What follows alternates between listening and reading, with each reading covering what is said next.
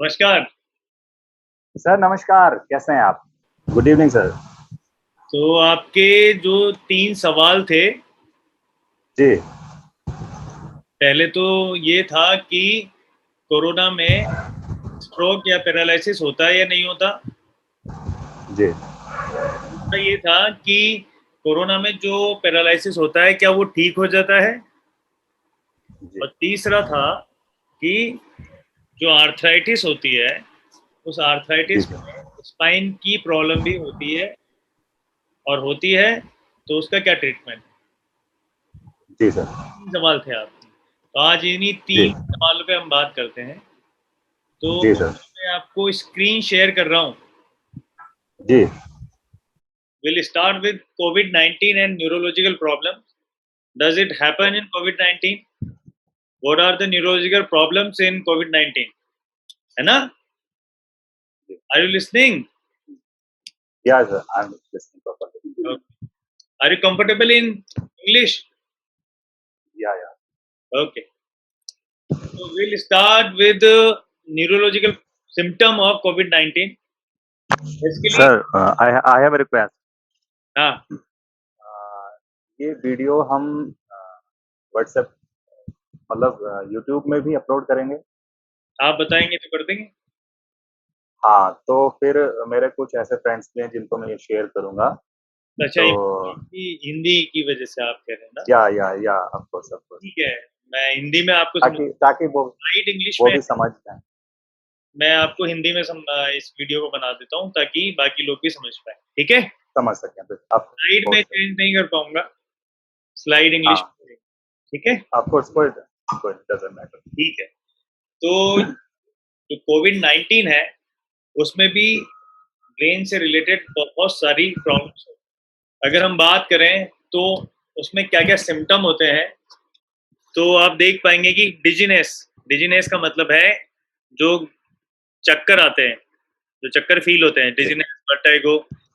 दूसरा सिर दर्द हो सकता है, हेडेक। जी, जी। इम्पेयर्ड कॉन्शियसनेस, पेशेंट बेहोश हो सकता है ना? कॉन्शियस लेवल उसका डाउन हो सकता है, कंफ्यूज हो सकता है वो। और जी, ये जो कोविड-19 है, ब्रेन को जाके इरिटेट करता है ना? जिससे ब्रेन में अच्छा, हाँ, स्वेलिंग आ जाती है, जी, ब्रेन में स्वेलिंग आ जाती है, जिसकी वजह से सिर दर्द होता है ना? उसकी जी, वजह से जी, स्ट्रोक भी हो सकता है, दौरा, मिर्गी का दौरा पड़ सकता है। कई बार ये ऐसे सेंटर को, ब्रेन में ऐसे सेंटर को ये इन्वॉल्व करता है जिसमें स्पीच प्रॉब्लम भी आ जाती है। आदमी को बोलने में कठिनाई होने लगती है।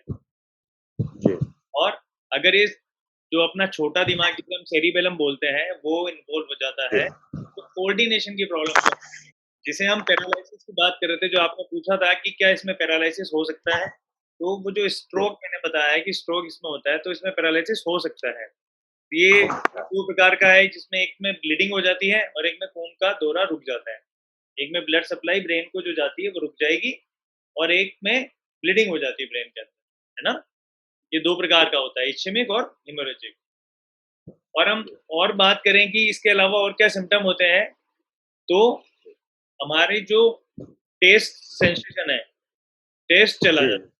तो ये टेस्ट जो जाता है, वो 7th क्रेनियल नर्व जो ब्रेन से ही निकलती है, जो ब्रेन से एक नर्व जी, निकलती है, नस निकलती है, उसका नाम है 7th क्रेनियल नर्व, है ना? उससे जो टेस्ट सेंसेशन जाती है, वो इम्पेयर्ड हो जाती है, जिस वजह से टेस्ट चला जाता है।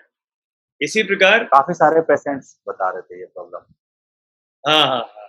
दूसरा, स्मेल भी चली जाती है। तो स्मेल जो जाती है, जी, वो जी, सेकंड क्रेनियल नर्व की वजह से जाती है। उसमें कोरोना का इन्वॉल्वमेंट हो जाता है, जिस वजह से स्मेल चली जाती है, टेस्ट चला जाता है। अगर ये ऑप्टिक नर्व, ये भी ब्रेन से जो निकलती है, जो आई को सप्लाई करती है जी सर। ना?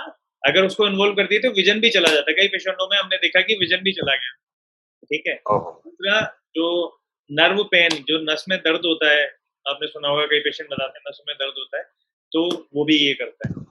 इसके साथ-साथ केवल इतना ही नहीं, ये इसमें साइकियाट्रिक डिज़ीज़ भी बहुत सारी देखी गई हैं। कई सारे पेशेंट जो हमारे पास आए, उनमें जी सर। बहुत तरह की साइकियाट्रिक डिज़ीज़ भी देखी गई। इसका कारण यही था कि कोरोना ने जब इन्वॉल्व किया, ब्रेन में स्वेलिंग आई, है ना? तो जी, क्या क्या होता है, इन्फ्लामेटरी साइटोकाइन रिलीज होते हैं, एक तरह के केमिकल हैं जो रिलीज होते हैं और जो ब्रेन में एक्ट करते हैं ना। तो उसमें जो देखा गया, डिप्रेशन बहुत ज्यादा कॉमन था ऐसे पेशेंट्स में जिनको कोविड-19 हुआ और जिनमें ब्रेन का इन्वॉल्वमेंट हुआ, है ना। दूसरा bipolar disorder, post traumatic stress disorder, साइकोसिस, है ना, obsessive compulsive disorder, Alzheimer disease और एपिलेप्सी। एल्जाइमर डिजीज होती है, ये ओल्डर एज में पाई जाती है ना। तो इवन यंगर एज में भी कोविड-19 के बाद जिनमें ब्रेन इन्वॉल्व हुआ था, एल्जाइमर डिजीज के सिम्टम देखे गए हैं। जो डिमेंशिया आपने सुना है, जो पता है, जो एल्डरली पीपल में होता है, वो यंगर में जी। देखा गया है ब्रेन इन्वॉल्वमेंट के बाद। अच्छा, कोविड के दौरान। तो एक आपका क्वेश्चन था कि paralysis in covid does it occur, क्या होता है? उसका आंसर है बिग यस, होता है। जो मैंने आपको बताया था, सेरेब्रल वास्कुलर एक्सीडेंट, ये जो दो तरह का है, एक जिसमें ब्लड सप्लाई ब्रेन को जो जाती है रुक जाती है, और दूसरा एक ब्रेन में ब्लीडिंग हो जाती है। इन दोनों कंडीशन में पैरालिसिस हो जाता है। तो इस पैरालिसिस को हम कैसे पहचाने, क्या सिम्टम होते हैं? तो इसमें एक तो सिर दर्द होता है पेशेंट को, ठीक है। पेशेंट में मेंटल चेंजेस आते हैं, जैसे कि वो कंफ्यूज हो सकता है ना, मेमोरी उसकी जा सकती है, मेमोरी में दिक्कत आने लग जाती है, डिसओरिएंटेशन हो जाता है कि उसको पहचान नहीं पाता कि साथ वाला कौन है, क्या समय है, वो कहाँ पे है, ऐसा भी हो सकता है। पेशेंट बेहोश भी हो सकता है ना। दूसरा, बोलने में तकलीफ आने लगती है, जो एक तरफ शरीर में वीकनेस आ जाती है ना, हाथ और किसी भी साइड लेफ्ट। हाँ, जिस तरफ ब्रेन में ब्लीडिंग होती है या खून का दौरा रुकता है, उसके अपोजिट साइड में वीकनेस आ जाती है। तो ये वीकनेस आप देख पाएंगे कि फेस में भी आ सकती है, अब जो हाथ है अपना अपर लिम्ब, उसमें भी आ सकती है, और जो लोअर लिम्ब है, पाँव है, उसमें भी आ जाती है। तो इस तरफ वीकनेस आ जाती है। तो सर बहुत सारे हाँ, बताइए।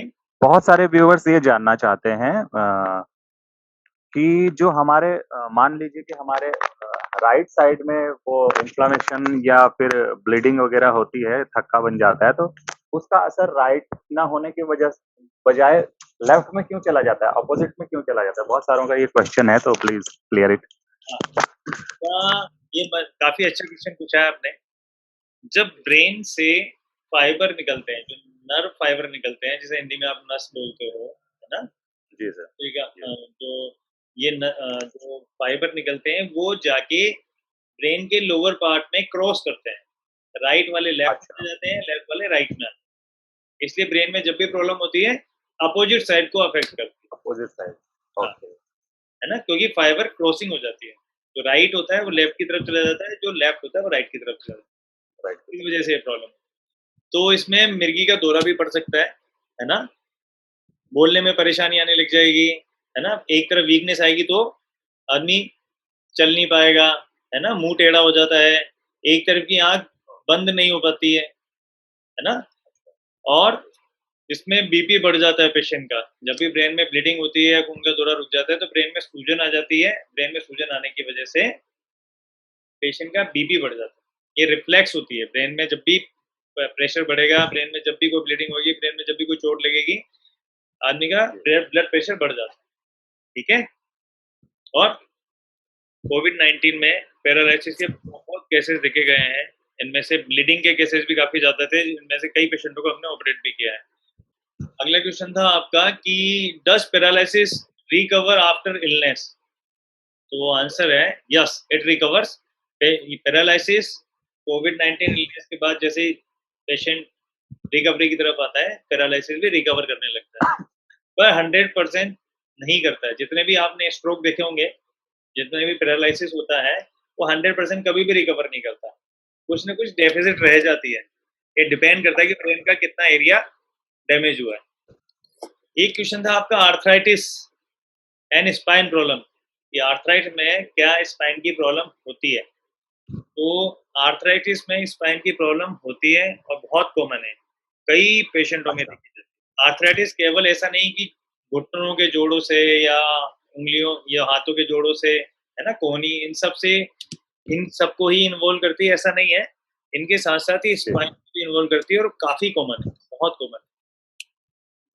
अब और मैं आप बता देता हूँ कि मोस्ट कॉमन आर्थराइटिस कौन सी है जो कि स्पाइन को इन्वॉल्व करती है, वो है ऑस्टियो आर्थराइटिस, है ना। आर्थराइटिस कई तरह की है, rheumatoid arthritis, osteo arthritis, inflammatory, बिल्कुल कई तरह की आर्थराइटिस है। उनमें से ऑस्टियो आर्थराइटिस जो है that is most common to affect spine. तो स्पाइन को जो सबसे ज्यादा अफेक्ट करती है वो ऑस्टियो आर्थराइटिस है, और ये ज्यादातर ओल्डर एज में मिलती है ना। जैसे जैसे एज बढ़ती जाती है अपने शरीर में डीजनरेशन चालू हो जाता है, कैल्शियम निकलना चालू हो जाता है। तो जो ऑस्टियोआर्थराइटिस है वो स्पाइन को भी अफेक्ट करती है। मोस्ट ओल्डर एज में, यंग में सर। आर्थराइटिस मैक्सिमम मैंने ये देखा है कि मेल बॉडी की अपेक्षा फीमेल बॉडीज में ज्यादा होता है। हाँ हाँ, थोड़ा कॉमन होता है क्योंकि फीमेल में डीजनरेशन ऑफ स्पाइन पहले चालू हो जाता है। तो arthritis can occur anywhere, body में कहीं भी हो सकती है along the spine. Even joint भी इन्वॉल्व करती है, जो अपने घुटने के जोड़ हैं, अपने हाथों के जो जोड़ हैं, उन सबको भी इन्वॉल्व करती है। स्पाइन में सबसे ज्यादा जो इन्वॉल्व करती है, एक तो गर्दन को इन्वॉल्व करती है और नीचे कमर को इन्वॉल्व करती है ना, लोअर बैक एंड नेक। इन दो चीजों को सबसे ज्यादा स्पाइन में इन्वॉल्वमेंट होता है आर्थराइटिस का। और हम सिम्टम की बात करेंगे, क्या सिम्टम होते हैं। वैसे मोस्ट कॉमन सिम्टम इसका होता है पेन एंड स्टिफनेस। आपने देखा होगा कई पेशेंटों को सुबह उठते हैं तो स्टिफनेस लगती है गर्दन में और कमर में, जो स्टिफनेस होती है, टाइटनेस होती है, आर्थराइटिस की वजह से होती है। दूसरा पेन, ये काफी दर्द भी करती है, पेन भी इसमें काफी ज्यादा कॉमन है। अभी हम कारणों की बात करें कि स्पाइनल आर्थराइटिस जो है वो क्यों होती है, तो इसमें सबसे मोस्ट कॉमन कारण है वियर एंड टियर। जो हमारा डेली रूटीन है उसमें हम स्पाइन की ना तो एक्सरसाइज करते हैं, है ना, हम किसी भी पोस्चर में बैठ जाते हैं, कोई भी जैसे आगे झुककर हम वजन उठाते हैं, वेट उठाते हैं, ये स्टिंग जो होती है स्पाइन की, जिस तरह से हम इस तरह से ये टर्न करते हैं, ये भी स्पाइनल आर्थराइटिस का मोस्ट कॉमन कोज है। वियर एंड टियर जो है मोस्ट कॉमन कोज होता है। दूसरा ऑटो इम्यून डिजीजेज हैं, उसमें भी स्पाइनल आर्थराइटिस हो सकती है। कई स्पाइनल आर्थराइटिस में जेनेटिक कंपोनेंट भी मिला है, तो इसमें ये भी पता था कि कुछ हेरिडिटिकल कंपोनेंट भी है स्पाइनल आर्थराइटिस में। और एज का मैंने बता ही दिया, जैसे जैसे एज बढ़ती जाती है स्पाइनल आर्थराइटिस के चांसेस बढ़ते जाते हैं। जो पेशेंट ओबेज हैं, मोटे हैं, जिनका वेट काफी ज्यादा है, उनमें ये काफी कॉमन होता है क्योंकि उनमें wear and tear of spine common होता है। और कुछ डिजीजेज हैं जिसमें स्पाइनल आर्थराइटिस काफी कॉमन है, जैसे डायबिटीज हो गया, gout, psoriasis, tuberculosis, irritable bowel syndrome, और एक इन्फेक्शन होता है लाइम डिजीज। इनमें स्पाइनल आर्थराइटिस काफी कॉमन। सिम्टम मैंने आपको बताया था कि most common symptom back pain and neck pain है। उसके अलावा स्टिफनेस, जो कि आप सुबह उठते हो, सो के उठ के जब उठते हो तो उसमें स्टिफनेस काफी ज्यादा फील होती है नेक में और बैक में। दूसरा swelling and tenderness, most common side जो है स्पाइन का जो इन्वॉल्व होता है वो नेक है एंड बैक है, तो वहां पे स्वेलिंग, और जब उसको दबाते हैं, हाथ लगाते हैं तो दर्द होता है स्पाइन। ये दो सिम्टम है, swelling and tenderness in spine. दूसरा feeling of grinding when moving the spine, जब हम मुड़ते हैं तो ऐसा लगता है कि कोई कट कट की आवाज आ रही है, तो ये भी arthritis. Pain and swelling and stiffness in other area of the body, इसमें जॉइंट्स हैं, जिसमें upper limb and lower limb के जो जॉइंट्स हैं उनमें स्वेलिंग आ जाती है, दर्द होता है, स्टिफनेस रहती है। इसमें एक सिम्टम और है जो पेशेंट काफी कॉमन बोलते हैं कि हमारे पूरे शरीर में हमें वीकनेस फील होती है, हम जल्दी थक जाते हैं, तो ये भी आर्थराइटिस में काफी कॉमन मिलता है। अगर आर्थराइटिस में नर्व का इन्वॉल्वमेंट हो जाता है, जैसे स्पाइन हुआ, स्पाइन से जो रूट्स निकल के जाती है, जो नर्व्स निकल के जाती हैं, उसका इन्वॉल्वमेंट हो जाता है, उसमें प्रेशर होता है, तो नर्व पेन और नमनेस आ जाती है, जिसे हम सुनपन जिसे बोलते हैं, नमनेस जिसे बोलते हैं, वो भी इसमें आ जाती है अगर नर्व का इन्वॉल्वमेंट है तो। और जो गर्दन में आर्थराइटिस होती है, जो नेक में आर्थराइटिस होती है, वो हेडेक भी करती है। वो हेडेक मेनली ऑक्सीपिटल हेडेक होता है, जो सिर में पीछे की तरफ जो सिरदर्द होता है मेनली वो नेक के इन्वॉल्वमेंट की वजह से होता है। ये आप देखिए, ये जो डायग्राम है इसमें दो वर्टिब्रा जो स्पाइन अपनी होती हैं वो दिखाया गया है। तो इसमें जो ये रेड कलर का जो जॉइंट है इस जॉइंट को बोलते हैं फैसिट जॉइंट। मेनली ये फैसिट जॉइंट इन्वॉल्व हो जाता है इसमें। आपको दिखाई दे रहा है? बिल्कुल सर, या ये मैं थोड़ा आपको बता दूं। ये जो दिखाई दे रहा है आपको, ये इट इज अ फैसिट जॉइंट। ये फैसिट जॉइंट का इन्वॉल्वमेंट ऑस्टियोआर्थराइटिस में होता है। और जब भी पेशेंट ट्विस्टिंग मूवमेंट होती है ना, तो इट विल कॉज पेन, ये दर्द करेगा। ये इसकी वजह से दर्द होता है, इस जॉइंट के इन्वॉल्वमेंट की वजह से। ये जो मैंने बताया था कि गर्दन, नेक एंड लोअर बैक, ये एरिया बहुत ज़्यादा कॉमन है। ये बहुत ज़्यादा इन्वॉल्व होता है ऑस्टियोआर्थराइटिस। इसलिए मोस्ट कॉमन सिम्टम भी back pain and neck pain है। अगर हम ट्रीटमेंट की बात करें कि स्पाइनल आर्थराइटिस में क्या ट्रीटमेंट होता है, तो मेनली जब इनिशियल स्टेज में जब पेन की कंप्लेन के साथ पेशेंट आता है, तो पेन मेडिकेशन जो कि दर्द के लिए जो हम दवाएं देते हैं उससे काम चल जाता है। साथ में फिजियोथेरेपी हम उसको एडवाइस करते हैं। जो फिजियोथेरेपी और पेन मेडिकेशन, इससे इम्प्रूवमेंट, काफ़ी ज़्यादा इम्प्रूवमेंट आता है और स्पाइनल आर्थराइटिस का जो प्रोग्रेशन है वो काफ़ी धीमा हो जाता है। इसमें जो जॉइंट्स हैं उनमें हम स्टेरॉइड का इंजेक्शन भी लगा सकते हैं। अगर कंडीशन सीवियर होती जाती है तो स्टेरॉइड इंजेक्शन के बाद भी आराम मिलता है। और काफ़ी सीवियर कंडीशन में, जिसमें कि जो मैंने आपको फैसिट जॉइंट दिखाया था, उसमें अगर नर्व का इन्वॉल्वमेंट हो जाता है तो फिर हमें सर्जरी भी करनी पड़ती है। ये जो फैसिट जॉइंट है, ये वाला, बिल्कुल। इसमें जो नर्व्स हैं ये कभी उनको प्रेस करने लगता है, तो फिर हमें सर्जरी करके उस पे प्रेशर को हटाना पड़ता है। ये तो आपके जो क्वेश्चन थे उनका जवाब। उनका अभी तक का मैंने जो आंसर करना था वो मैंने कर दिया है। अभी आपके और कोई क्वेश्चंस हैं तो आप जी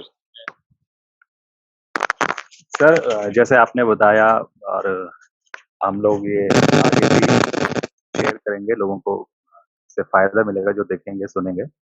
तो मैं एक और ये बात ये जानना चाहता हूँ कि कोविड के ड्यूरिंग जिन जिन पेशेंट्स को नाक के बराबर प्रॉब्लम हुई, वो तो बिल्कुल उन्होंने, मतलब वो ऐसा एक तरह से ये हो गए कि हमें अब कुछ नहीं हो सकता है, हम बिल्कुल फिट हैं और शायद हमारी इम्यूनिटी, हमारी बॉडी के अगेंस्ट वर्क करके हम क्लियर बच नहीं, गए, हम ठीक हो गए। क्लियर नहीं। अच्छा, अब आ रही है सर? मैं ये कह रहा था, दोबारा से बोल रहा हूँ कि ड्यूरिंग द कोविड बहुत सारे पेशेंट्स ऐसे हैं कि जिनको कोविड के मामूली लक्षण आए और बुखार, खांसी, दर्द वगैरह, और वो ठीक हो गए, तो उन्हें तो ये लग रहा है कि हम हमको कोविड हुआ, हम शायद बहुत ज़्यादा मजबूत थे, एंटीबॉडीज़ हमारी काम कर गई, हमें अब दोबारा नहीं हो सकता है। तो लेकिन जैसा आपने बताया कि ये पैरालाइज़ भी कर सकता है पेशेंट को, और वो 100% ठीक नहीं हो सकता है, कुछ कदर ठीक हो सकता है। तो आगे के लिए मैं ये कोविड वाला स्ट्रोक ही नहीं कि 100% सही नहीं होगा। कोई भी स्ट्रोक उसमें कोई 100% भी स्ट्रोक, नहीं होती है। ये जी, डिपेंड करता है ब्रेन का जो एरिया डैमेज हो गया है, वो पार्ट का फंक्शन 100% नहीं आता है। जो जी, आसपास न्यूरॉन्स हैं वो काम करने की कोशिश करते हैं, बट 100% वो जी, बिफोर स्ट्रोक होता है वो कंडीशन नहीं आती है। पेशेंट जी, इंडिपेंडेंट हो जाता है, चलने लग जाता है, जो वीकनेस थी वो इम्प्रूव हो जाती है, पर 100% नहीं होती। 100% नहीं हो पाता, जी। तो मैं यही जानना चाहूँगा आपके माध्यम से कि आगे के लिए हमें किस तरह से अवेयर रहना चाहिए? जैसे हमारी रिपोर्ट पॉज़िटिव आ जाती है, बहुत सारे मैंने ये देखे कि रिपोर्ट पॉज़िटिव है, उनमें सिम्पटम्स बहुत ज़्यादा नहीं आए, तो वो लापरवाह हो गए, उन्होंने कोई परहेज़ नहीं किया। तो क्या ऐसी कंडीशन में जैसे कि हम लोग सुन रहे हैं कि कोविड की और सारी वेव्स आएँगी, तो क्या उनको इससे दोबारा होने का खतरा बन सकता है, या किस तरह, मतलब उनको अपने प्रिकॉशंस लेने चाहिए, किस तरह से अपने आप को अवेयर करना चाहिए? देखिए, एक बार अगर कोविड हुआ है, तो इसका ये मतलब नहीं कि अब कोविड नहीं होगा। इवन आपको वैक्सीन लग गया है, फिर भी इसका मतलब ये नहीं कि आपको कोविड नहीं होगा। वैक्सीन के बाद, वैक्सीन लगने के बाद भी हमारे पास ऐसे पेशेंट आए हैं जिनको दोबारा कोविड हुआ है। उनमें से कुछ एक्सपायर भी हो गए और उनमें से कुछ डॉक्टर भी थे जिनको दोबारा कोविड हुआ और वो एक्सपायर हुए। इसी तरह से जिनको पहले कोरोना हुआ था, उनमें भी दोबारा कोरोना कोविड-19 डिज़ीज़ हुई है। तो ये कहना गलत है कि कोविड अगर एक बार हो गया तो दोबारा नहीं होगा। अगर किसी को वैक्सीन लग गया तो कोरोना नहीं होगा। वैक्सीन के बाद ये है कि कोरोना के जो सिम्पटम है, मोस्टली देखे गए कि वो डिज़ीज़ सीवियर नहीं थी, काफ़ी माइल्ड केसेस थे वो, जो कि आसानी से मैनेज हो गए। और ये इम्यूनिटी बहुत बड़ा फैक्टर है इसको सही करने के लिए। इम्यूनिटी बहुत प्ले करती है। अब ये है कि जो पेशेंट प्रिकॉशन नहीं ले रहा, जिनको माइल्ड सिम्पटम है, पर वो प्रिकॉशन नहीं ले रहा कि मुझे कुछ नहीं होगा, तो वो ठीक है कि उसको माइल्ड सिम्पटम है, उसके लिए डेंजरस नहीं है, पर वो दूसरों के लिए काफ़ी डेंजरस है। वो कोरोना बिल्कुल। का ट्रांसमिशन कर रहा है दूसरों को अगर प्रिकॉशन नहीं ले रहा है तो। प्रिकॉशन इज़ मस्ट, अपने लिए भी और दूसरों को बचाने के लिए। और कोई सवाल? बस फिलहाल इतना ही, जो इन सवालों के आपने जवाब दिए, और I shall be very thankful to you कि आप कितने बेहतर तरीके से और अच्छे तरीके से समझाते हैं, और पेशेंट्स को भी लगता है कि वाक़ई में एक बहुत अच्छे डॉक्टर के हाथों में हूँ। और जैसा कि हम लोग मानते हैं, जानते हैं कि डॉक्टर भगवान का ही एक दूसरा रूप है, तो रियली मतलब मैं चाहे इस वीडियो को हज़ारों लोग देखें, चाहे लाखों लोग देखें, चाहे हम यूट्यूब में, सोशल मीडिया में कहीं भी डालें, लेकिन मैं यही कहना चाहूँगा कि आपको देख कर के तो वास्तव में लगता है कि शायद हमारे भगवान ही आपके रूप में आए हैं और ठीक कर रहे हैं सबको। बहुत तो बड़ी मैं बात है। ठाकुर जी से प्रे करूँगा कि आप शतायु हों, बहुत लंबी उम्र जिएँ, ताकि आप अपनी सेवा से लोगों को ठीक कर सकें और लोग आपको जानें, समझें, आते रहें। धन्यवाद, धन्यवाद।